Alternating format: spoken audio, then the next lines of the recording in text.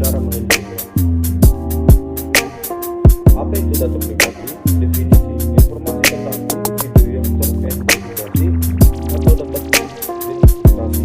Contoh data pribadi: nama lengkap, alamat, nik, tanggal lahir, nomor telepon, email, data biometrik dari sidik jari dan wajah, riwayat transaksi, lokasi geografis, preferensi, dan kebiasaan online.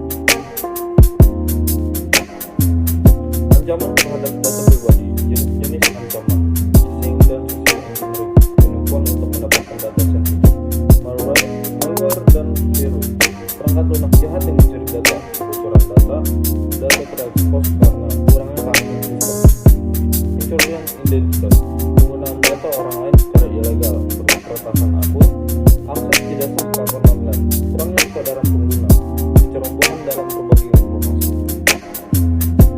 Dampak kebocoran data pribadi: dampak finansial, kerugian uang, penipuan kartu kredit, dampak reputasi, pencemaran nama baik, dampak psikologis, stres, kecemasan, dampak hukum, sanksi hukum bagi individu atau organisasi, privasi terancam, dan hilangnya kendali atas informasi pribadi. Peran pemerintah dan perusahaan regulasi: Undang-Undang Perlindungan Data Pribadi UU PDP menjelaskan hak dan kewajiban pengendali informasi pribadi. Tanggung jawab perusahaan: menerapkan sistem keamanan yang kuat, memberikan notifikasi jika terjadi kebocoran data, memastikan kebutuhan terhadap regulasi. Peran pemerintah: menegakkan hukum dan memberikan edukasi. Melindungi data pribadi Anda menggunakan tersandi yang kuat dan mempunyai kombinasi huruf besar atau kecil, angka, simbol, hindari informasi pribadi. Aktifkan autentikasi 2 faktor 2FA, lapisan keamanan tambahan.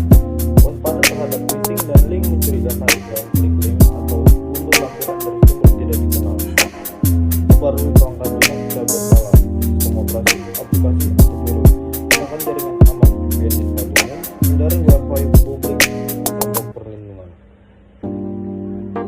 Tips melindungi data pribadi Anda: periksa izin aplikasi, berikan akses hanya pada yang diperlukan, bijak dalam berbagi informasi online, pikirkan 2 kali sebelum posting, atau akses keuangan dan akun, segera laporkan transaksi atau aktivitas aneh, gunakan antivirus dan firewall, proteksi dari malware, berhati-hati terhadap informasi yang ada diberikan, hanya berikan data yang relevan dan dibutuhkan. Maka data pribadi: apa yang tahu, informasi tentang data yang dibutuhkan, hak untuk memperbaiki data yang salah, hak untuk menghapus permintaan penghapusan data, hak untuk menarik tujuan, mencabut izin penggunaan data, hak untuk mengajukan keberatan terhadap penggunaan data tertentu, data untuk mengajukan gugatan jika terjadi pelanggaran.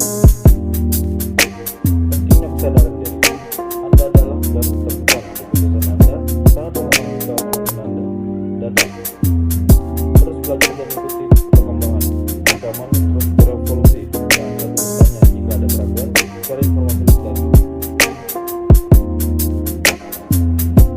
Penjelasan singkat diagram keamanan sistem digital di Indonesia. Pemerintah dan lembaga utama: ada BSSN, Badan Utama Keamanan Cyber, Kominfo, Regulasi dan Literasi Digital, Polri, Penegak Hukum Cyber, dan OJK, Khusus Keuangan.